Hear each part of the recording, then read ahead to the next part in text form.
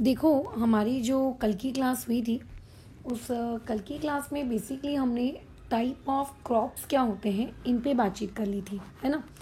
कि हम लोगों के पास अपने इंडियन वेदर के अकॉर्डिंग कौन कौन से सीज़न में हम कौन कौन से प्रकार के क्रॉप्स क्या कर सकते हैं, ग्रो कर सकते हैं।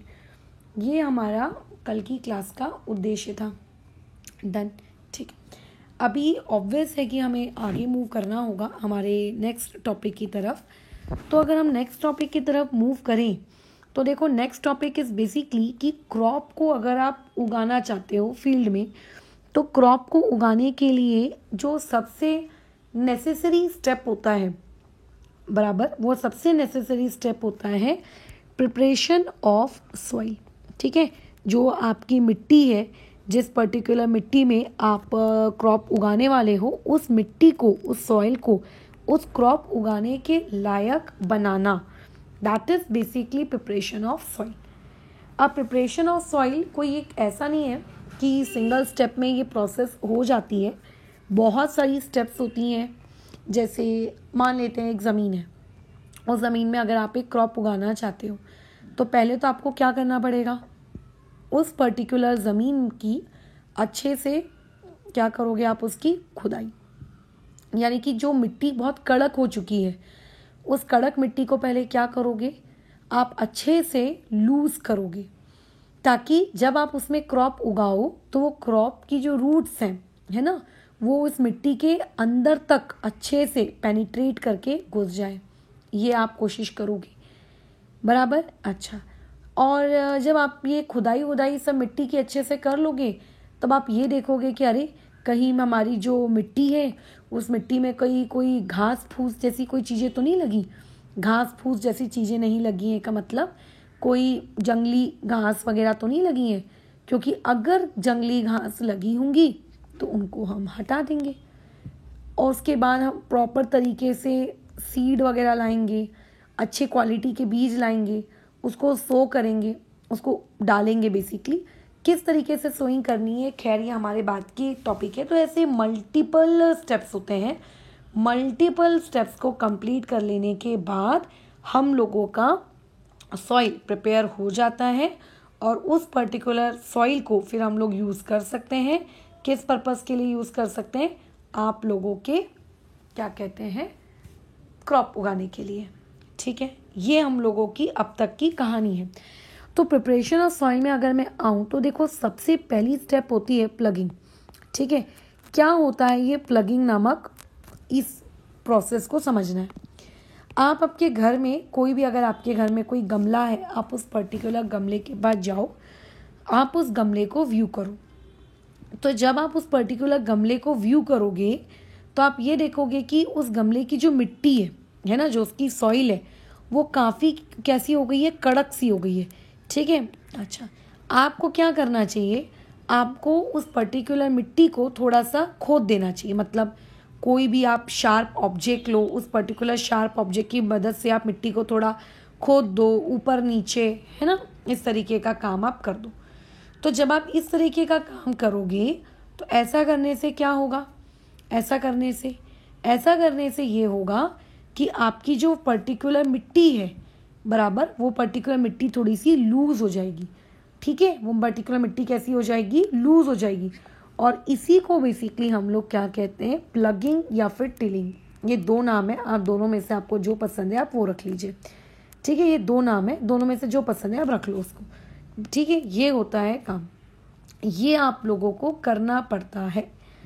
ऐसा करने को हम लोग बेसिकली क्या कहते हैं, ploughing and tilling. But why ploughing and tilling are important, मतलब क्यों ज़रूरी है, नहीं करते हैं।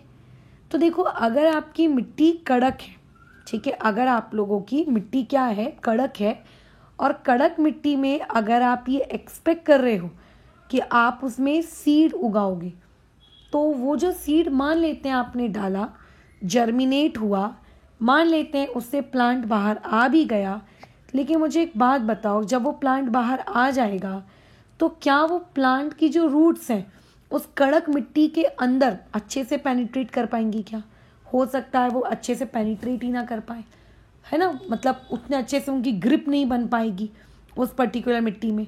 और फिर क्या होगा, उनकी अगर ग्रिप नहीं बन पाएगी तो वो पर्टिकुलर प्लांट, अगर मान लेते हैं बहुत तेज़ बारिश हुई तो उस बहुत तेज़ बारिश में क्योंकि उसका जो रूट है वो प्रॉपरली होल्ड नहीं हुआ है तो वो प्लांट बहकर कहीं चला जाएगा।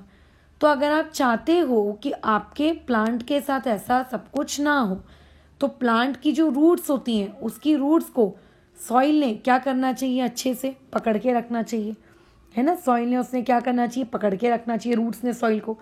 अब रूट्स सॉइल को तभी अच्छे से पकड़ के रख पाएंगी जब वो सॉइल कैसी होगी, लूज होगी। कड़क सॉइल अगर रहेगी तो बेचारी नाजुक नाजुक पतली पतली मासूम छोटी छोटी नई नई रूट्स कैसे उस मोटी सी कड़क सी सॉइल को पेनिट्रेट कर पाएंगी। हाँ, अगर पहले से कोई बहुत बड़ा ट्री है तो ट्री की रूट्स जो बहुत पुराने पुराने या बड़े बड़े ट्रीज होते हैं उनकी रूट्स डेफिनेटली सॉइल चाहे मोटी हो या चाहे कैसी भी हो वो उसको पेनिट्रेट कर जाते हैं। लेकिन जो नया नवेला छोटू सा जर्मिनेटेड प्लांट है वो कैसे करेगा। तो अगर आप चाहते हो कि आपका जर्मिनेटेड प्लांट उस पर्टिकुलर सॉइल को पेनिट्रेट करे तो उसके लिए बहुत ज़्यादा ज़रूरी है कि सॉइल का क्या होना चाहिए, सॉफ्ट होना चाहिए। ठीक है, तो पहला प्लगिंग करने का या टिलिंग करने का हम लोगों का रीज़न ही क्या होता है, रीज़न ही ये होता है ताकि जो रूट्स होती हैं, ठीक है, आपके किसकी, प्लांट की, वो प्रॉपर तरीके से क्या कर सके, अटैच हो सकें, किसके साथ अटैच हो सकें, सॉइल के साथ। इसीलिए हम प्लगिंग करते हैं। ठीक है, ये हमारा रीज़न होता है प्लगिंग करने का। दूसरा रीज़न ये होता है कि कैसा रहता है कि जो मिट्टी ज़मीन के अंदर है, जैसे मान लेते हैं ये ज़मीन है, ये इसकी टॉप लेयर है, ये इसकी क्या है, टॉप लेयर है, डन। अच्छा, और उसके नीचे भी तो मिट्टियाँ होती हैं, डेफिनेटली उसके नीचे भी मिट्टी होती है। अगर हम प्लगिंग नहीं करते तो नीचे की मिट्टी नीचे ही रह जाएगी और ऊपर की मिट्टी ऊपर ही रह जाएगी। ऊपर वाली मिट्टी क्योंकि एटमॉस्फेयर के कांटेक्ट में है तो एटमॉस्फेयर से उसको O2 मिलता रहेगा, बट जो बेचारी नीचे की मिट्टी है उसको तो O2 नहीं मिलेगा। इसीलिए हम प्लगिंग करते हैं ताकि नीचे की मिट्टी ऊपर आ सके और ऊपर वाली मिट्टी कहाँ जा सके, नीचे जा सके, ताकि जो आप लोगों की नीचे की बिलो लेयर है ना, जो नीचे की लेयर की जो क्या है आप लोगों की सॉइल है वो एरिएट हो सके, एरिएशन ऑफ सॉइल, ताकि सॉइल को प्रॉपर तरीके से क्या मिल सके, ऑक्सीजन सप्लाई मिल सके। जिस तरीके से तुम्हारे लिए मेरे लिए ऑक्सीजन ज़रूरी है, आपके उस पर्टिकुलर प्लांट के लिए भी ऑक्सीजन ज़रूरी है भाई। इसीलिए हम लोग क्या करते हैं, प्लगिंग करते हैं। इवन जब हम लोग प्लगिंग करते हैं तो प्लगिंग करने से एक और फ़ायदा होता है कि जो जंगली घास फूस उग जाते हैं आपकी मिट्टी में, वो जंगली घास फूसों को भी आप निकाल के क्या कर सकते हो, फेंक सकते हो। क्योंकि कैसा होता है कि जो जंगली घास फूस होती हैं वो पर्टिकुलरली हमारे प्लांट की जो ग्रोथ होती है, उस हमारी प्लांट की ग्रोथ को वो क्या कर देती है, हिंडर्ड करती है। हमारा प्लांट उतने अच्छे से ग्रो नहीं हो पाता है। ठीक है, तो उसे बेसिकली वो जो जंगली अनवांटेड प्लांट्स होते हैं उन्हें हम लोग वीड्स कहते हैं। आप आगे इस चैप्टर में पढ़ोगे, उन वीड्स को रिमूव करने का काम भी हम लोग करते हैं। तो ये बहुत सारे बेनिफिट्स हैं प्लगिंग या फिर टिलिंग करने के।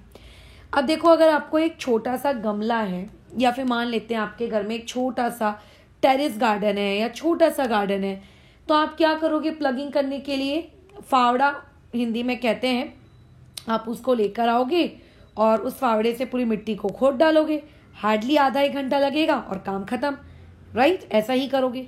बट अगर तुम्हारे पास बहुत बड़ा खेत है, बिकॉज हम लोग क्या उगा रहे हैं, हम लोग क्रॉप उगा रहे हैं। अगर हम लोग क्रॉप उगा रहे हैं तो हम लोगों का एम क्या है बताओ, हमारा एम ये है कि उस पर्टिकुलर क्रॉप को बहुत बड़ी ज़मीन चाहिए, बराबर। उस पर्टिकुलर क्रॉप को क्या चाहिए, बहुत बड़ी ज़मीन चाहिए। अगर उस क्रॉप को बहुत बड़ी ज़मीन चाहिए तो हमें बहुत बड़ी ज़मीन का क्या करना पड़ेगा, हमें बहुत बड़ी ज़मीन की प्लगिंग टिलिंग ये सब करनी पड़ेगी, राइट। अच्छा, तो ऐसे में अगर मैं तुमसे कहूँ कि जाओ जाके एक छोटा सा फावड़ा ले लो और उसकी प्लगिंग टिलिंग करो, तो आप उतने एफिशिएंटली नहीं कर पाओगे। ठीक है, बिल्कुल भी नहीं कर पाओगे। ऐसे में आपको क्या करना पड़ेगा, कोई ऐसा ऑब्जेक्ट लेना पड़ेगा या ऐसी कोई चीज़ आपको लेनी पड़ेगी जिस पर्टिकुलर चीज़ के साथ आप क्या कर सकते हो, वो प्लगिंग या फिर वो टिलिंग कर सकते हो। ठीक है, ऐसी कोई चीज़ आपको लेनी पड़ेगी। ठीक है, तो ट्रेडिशनली, ठीक है, एग्रीकल्चर में बहुत सालों पहले से हम लोग इस पर्टिकुलर चीज को यूज करते आ रहे हैं। देखो, ये बैल होते हैं, उनके पीछे हम एक शार्प क्या लगाते हैं, इंस्ट्रूमेंट लगाते हैं, और जो फार्मर्स है उन बैलों के साथ चलते हैं, और बैल जैसे जैसे चलते हैं वो जो शार्प इंस्ट्रूमेंट है, वो शार्प इंस्ट्रूमेंट भी बोलो क्या होता रहता है, वो उस मिट्टी को खोदता चलता है अच्छे से अंदर तक, और फाइनली हमारी मिट्टी क्या हो जाती है, एकदम अच्छे से जुत जाती है, अच्छे से उसकी मिट्टी ऊपर नीचे हो जाती है, राइट। ये होता है काम। ट्रेडिशनली पहले ट्रेडिशनली पहले जो फार्मर्स है वो इस तरीके से प्लगिंग करते थे। अभी भी इंडिया के कई कोनों में ट्रेडिशनली जो आपके फार्मर्स हैं वो इसी तरीके से प्लगिंग करते हैं। बट एक्चुअली इस मेथड के कुछ ड्रॉबैक्स हैं। इस मेथड के क्या क्या ड्रॉबैक्स हैं? ड्रॉबैक्स का मतलब कमी। सबसे पहला, टाइम देखो बहुत ज़्यादा लगता है। मतलब आप खुद सोचिए, अगर मान लेते हैं मैं आपको कहूँगी आपको 500 ठीक है रोटियां बनानी है, तो आपको मैनुअली उन रोटियों को बनाने के लिए हो सकता है 1-2 घंटे का वक्त मतलब मिनिमम आपको लग जाए। अगर मैं आपसे कहूँगी कि आपका जो बहुत बड़ा खेत है, आपको उस पर्टिकुलर खेत की जुताई करनी है, मतलब प्लगिंग करनी है, तो आपको हो सकता है 6-7 दिन लग जाए, 1 हफ्ता के करीब लग जाए, वॉट मुझे नहीं पता कितना टाइम लगेगा, बट इतना वक्त माइट भी आपको लग जाए। लेकिन अगर वही रोटियां कोई मशीन बना रही है, तो वो मशीन पता है 10 मिनट के अंदर हो सकता है 500 रोटियां बनाकर दे दे। तो एक्चुअली जो ट्रेडिशनल मेथड होता है, इस ट्रेडिशनल मेथड से टाइम की जो कंज्यूम जो टाइम होता है वो बहुत ही ज़्यादा होता है, ठीक है, बहुत ज़्यादा यहाँ पे हाई टाइम कंज्यूम हो जाता है। दूसरा, इसमें जो मैनुअल एफर्ट्स है, मतलब जो ताकत लगती है, ठीक है, इस जुताई को करने के लिए, वो मैनुअल एफर्ट्स भी क्या होते हैं, बहुत ज़्यादा होते हैं। अगर मान लेते हैं एक बिल्डिंग बन रही है, बिल्डिंग के 10वें फ्लोर पर हमें ईटा, गेती, ये सारा सामान लेकर जाना है, और जो हम लोगों के लेबर्स हैं वो अपने सर के ऊपर रखकर उस बिल्डिंग के 10वें माले तक जा रहे हैं। तो ऐसे में आप क्या देखोगे कि उनको बहुत मेहनत लग रही है, उनको वक्त लग रहा है, राइट, यही आप देखोगे ना। लेकिन अगर मान लेते हैं वही वहाँ पे कोई लिफ्ट का अरेंजमेंट है, तो फटाफट उस लिफ्ट में वो लोग ईटा वगैरह रखेंगे, और फटाफट लिफ्ट के साथ वो पर्टिकुलर ईटा वगैरह क्या हो जाएगा, ऊपर पहुंच जाएगा। सही कह रहे हैं, वो पर्टिकुलर ईटा वगैरह क्या होगा, ऊपर चला जाएगा। तो एक्चुअली में जो मैनुअल एफर्ट्स की रिक्वायरमेंट होती है, वो मैनुअल एफर्ट्स की रिक्वायरमेंट भी बहुत ज़्यादा बढ़ जाती है इस ट्रेडिशनल मेथड में। सो हमने क्या किया है, विद टाइम टेक्नोलॉजी ये ट्रेडिशनल मेथड्स को हटाया, ये ट्रेडिशनल मेथड्स हट गई। और ट्रेडिशनल मेथड्स के बाद अब एक्चुअली हम लोग क्या यूज़ करते हैं, नाउअडेज ट्रैक्टर यूज़ करते हैं। बट हाँ, ऐसे कई फार्मर्स हैं जिनके फार्म्स कैसे होते हैं, छोटे होते हैं, तो वो लोग कई बार ये सोचते हैं कि अच्छा जाने दो ना, हम लोग ट्रैक्टर को यूज़ नहीं करते हैं, हम लोग इसी ट्रेडिशनल मेथड का हम लोग यूज़ कर लेंगे। कई बार ऐसे फार्मर्स होते हैं जो उस पर्टिकुलर ट्रैक्टर की कॉस्ट को एफोर्ड नहीं कर सकते, है ना, वो लोग उसको अभी नहीं खरीद पा रहे हैं, तो अभी भी वो ट्रेडिशनल मेथड को यूज़ करते हैं। अदरवाइज द ट्रेडिशनल मेथड को अगर हम छोड़ दें, तो नाउ-अ-डेज ट्रैक्टर्स या फिर इन्हें कहा जाता है कल्टीवेटर्स, इनको यूज़ किया जाता है, ठीक है। ये ट्रैक्टर्स और ये कल्टीवेटर्स यूज़ होते हैं, और जो काम वो बैल और उसके पीछे लगा हुआ वो पर्टिकुलर शार्प इंस्ट्रूमेंट कर रहा था, वही काम नाउ-अ-डेज कौन करते हैं, कल्टीवेटर्स करते हैं, ठीक है। ये होता है। किस तरीके से दिखते हैं, देखो कल्टीवेटर्स, ये आप लोगों के इस तरीके से, आगे सिर्फ एक आदमी बैठा हुआ रहता है, और पीछे देखो वही शार्प इंस्ट्रूमेंट लगा रहता है, और वो बहुत लंबा होता है ये शार्प इंस्ट्रूमेंट। तो जब वो ट्रैक्टर चलता है तो वो बहुत सारे एरिया को क्या करते जाता है, वो जोतते चलता है, प्लगिंग उसकी करते चलता है। तो ये जो पर्टिकुलर कल्टीवेटर या फिर जो ये ट्रैक्टर है, इसके बेनिफिट्स क्या हैं, इसके एडवांटेजेस क्या हैं, कि पहली बात, ट्रेडिशनल मेथड में जो ज़्यादा टाइम लग रहा था, अब यहाँ पे टाइम कैसा लगता है, लेस, ठीक है, यहाँ पे टाइम कैसा लगता है, लेस, कम टाइम में हो जाता है। जो यहाँ पे मैनुअल जो एफर्ट्स लग रहे थे, मैनुअल एफर्ट्स जो लग रहे थे, ये मैनुअल एफर्ट्स भी यहाँ पे आपको कैसे लगते हैं, कम लगते हैं। ये फ़ायदा होता है इस पर्टिकुलर मेथड को यूज़ करने का, ठीक है, ये पर्टिकुलर तरीका होता है। अच्छा, अब जो पुराने ज़माने में या फिर मैं कहूँ जो ट्रेडिशनल मेथड है, उस ट्रेडिशनल मेथड के पीछे क्या लगाया जाता है, ट्रेडिशनल मेथड के पीछे जो मैं कह रही थी ना, एक शार्प टाइप का एक इंस्ट्रूमेंट लगा हुआ रहता है, इस पर्टिकुलर इंस्ट्रूमेंट को कहा जाता है हुई।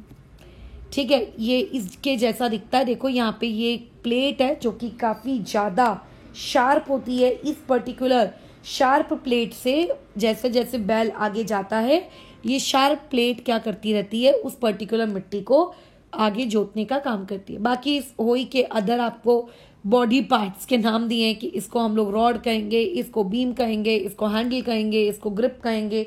ये इस पर्टिकुलर होई के आपको अलग अलग नाम दिए गए। डन। अच्छा, होई के अलावा वो जो किसान होता है, वो पर्टिकुलर किसान एक और इंस्ट्रूमेंट यूज कर सकता है। That particular instrument is known as plough. ये इंस्ट्रूमेंट कैसा दिखता है, कुछ इस तरीके का लंबा सा दिखता है। आप एनसीईआरटी के पेज नंबर 3 में जाएंगे तो आपको इंस्ट्रूमेंट बना हुआ दिखेगा। मैंने खैर यहाँ पे भूल गई हूँ मैं इसको डालना। इस तरीके का कुछ दिखता है, ये ऐसा दिखता है। ठीक है, ये ऐसा दिखता है। इस पर्टिकुलर इंस्ट्रूमेंट को यहाँ पर यहाँ पे लगाया जाता है और जैसे जैसे बैल आगे जाता है उसके जो दोनों कोने हैं वो मिट्टी को क्या करते जाते हैं, जोतते जाते हैं। तो ये हो गया प्रिपरेशन ऑफ सॉइल का क्या आपका पहला स्टेज। क्या आपकी ज़मीन को लूज करना, नीचे की मिट्टी को ऊपर लाना, ऊपर की मिट्टी को नीचे लाना, this is known as ploughing. ठीक है, तो तुम्हारी मर्जी है कि आप अगर चाहते हो तो प्लगिंग को आप ट्रेडिशनल मेथड से कर सकते हो। ठीक है, अच्छा, और उसके अलावा आप चाहो तो क्या कर सकते हो, आप मॉडर्न मेथड यूज़ कर सकते हो। डन। अच्छा, इसके अलावा प्लगिंग के अलावा थोड़ी और कुछ टेक्निक्स भी होती हैं या फिर कुछ और काम भी होते हैं जो हमें ज़मीन के साथ करने होते हैं। पहला हमको करना होता है, बोलो क्या, हम लोगों को करना होता है ज़मीन को लेवल करना होता है। अब जैसे आपकी जो ज़मीन है, अगर वो उस पर्टिकुलर ज़मीन प्रॉपर तरीके से लेवल नहीं है तो क्या होगा कि एक पर्टिकुलर जगह पर पानी ज़्यादा जाएगा और किसी दूसरी पर्टिकुलर जगह पर पानी कम जाएगा। तो ज़मीन को लेवल करना भी ज़रूरी होता है। जितना ज़रूरी आपके लिए ये होता है कि आप उस मिट्टी को प्लग करें, उतना ही ज़रूरी क्या होता है उस ज़मीन को लेवलिंग करना, ताकि जब हम लोग सीड्स वगैरह सो करें तब हम लोगों को प्रॉपर तरीके से सबको मौका मिले। अदरवाइज एक तरफ पानी कम, एक तरफ न्यूट्रिएंट ज़्यादा, ऐसा नहीं हो। तो इस पर्टिकुलर मशीन को जो ये लेवलिंग करने का काम करती है, इसको हम लोग क्या कहते हैं, लेवलर कहते हैं। दूसरा ये होता है कि जब हम किसी मिट्टी को प्लग करते हैं तो बड़े बड़े सॉइल के क्रम्स बन जाते हैं, मतलब ऐसे बड़े बड़े सॉइल के क्या हो जाते हैं, ऐसे गठले तैयार हो जाते हैं, बहुत बड़े बड़े, है ना। अब इतने बड़े बड़े सॉइल के साथ तो हम काम करेंगे नहीं, तो इस पर्टिकुलर सॉइल को इस तरीके से कन्वर्ट करना होता है, फाइन पीसेस में कन्वर्ट करना होता है। तो ये जो बड़े बड़े गठले होते हैं, दीज बड़े बड़े गठले आर नोन एज क्रम्स, और हमको क्या करना होता है, इसका फाइन पार्टिकल्स में इसको तोड़ना होता है। ठीक है, इसको फाइन पार्टिकल्स में तोड़ना होता है। तो ये भी हम लोगों के लिए बहुत ज़रूरी है। मिट्टी में हमको क्या करना चाहिए, मैन्योर को ऐड करना चाहिए ताकि वो पर्टिकुलर सॉइल की फर्टिलिटी मेंटेन रहे। ठीक है, ताकि वो उसके पास न्यूट्रिएंट्स आ सकें। खैर, ये सब हम लोग आगे की क्लास में पढ़ेंगे कि मैन्योर एडिशन, फर्टिलाइजर एडिशन वगैरह वगैरह। तो ये आज की क्लास का टॉपिक था। कल की क्लास में हम ये पढ़ेंगे कि किस तरीके से जो फील्ड होता है उस फील्ड के अंदर सीड्स की सोइंग की जाती है। ठीक है, किस तरीके से उसके अंदर बीज डाले जाते हैं। फिर हम ये पढ़ेंगे कि क्या नेक्स्ट क्लास में मैन्योर क्या होता है, फर्टिलाइज़र क्या होता है, किस तरीके से आप सॉइल की फर्टिलिटी को क्या कर सकते हो, इंक्रीज कर सकते हो। फिलहाल आज की क्लास यहीं पे रोकते हैं। ठीक है।